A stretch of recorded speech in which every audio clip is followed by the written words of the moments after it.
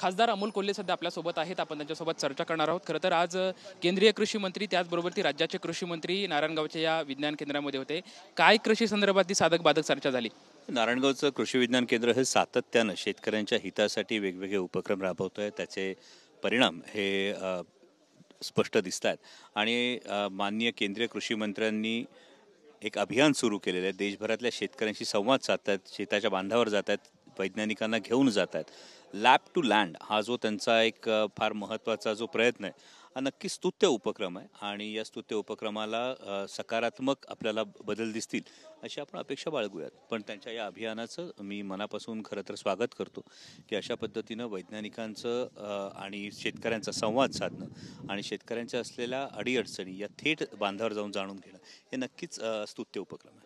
राज्याचे जे कृषी मंत्री आहेत ते शेतकऱ्यांच्या बाबतीत असंवेदनशील वाटत आहेत, कारण की त्यांची वक्तव्य सातत्यानं कुठेतरी शेतकऱ्यांच्या जखमेवरती मीठ चोळणारे आहेत. या सर्व त्यांच्या वक्तव्याकडे कसं बघताय तुम्ही?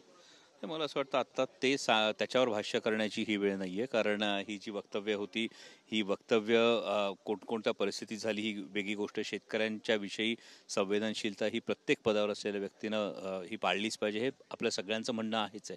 परंतु आजची जी गोष्ट होती, आजचा जो माननीय केंद्रीय कृषी मंत्र्यांचा दौरा होता, हा खरं तर या सगळ्यावर फुंकर घालणारा होता.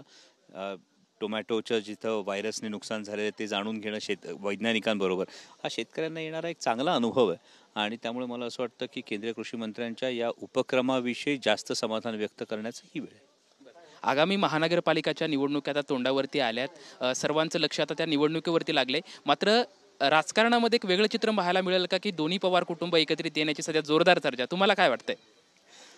माझ्यापर्यंत अशी कुठली माहिती नाही. मी एक फार लहान कार्यकर्ता आहे आणि आमच्यासाठी एक फार साधं सरळ गणित आम्ही बांधून ठेवलेलं आहे. आणि ते म्हणजे आदरणीय शरदचंद्रजी पवार साहेब सांगतील ते धोरण आणि बांधतील ते तोरण. आदरणीय शरद पवार जे सांगतील ते तोरण आणि बांधतील ते धोरण आहे, अशी प्रतिक्रिया खासदार अमोल कोल्हे यांच्याकडून आपल्याला पाहायला मिळते. कॅमेरामॅन अदिल सोबत लक्ष्मण जाधव, टीव्ही 9 मराठी, पुणे.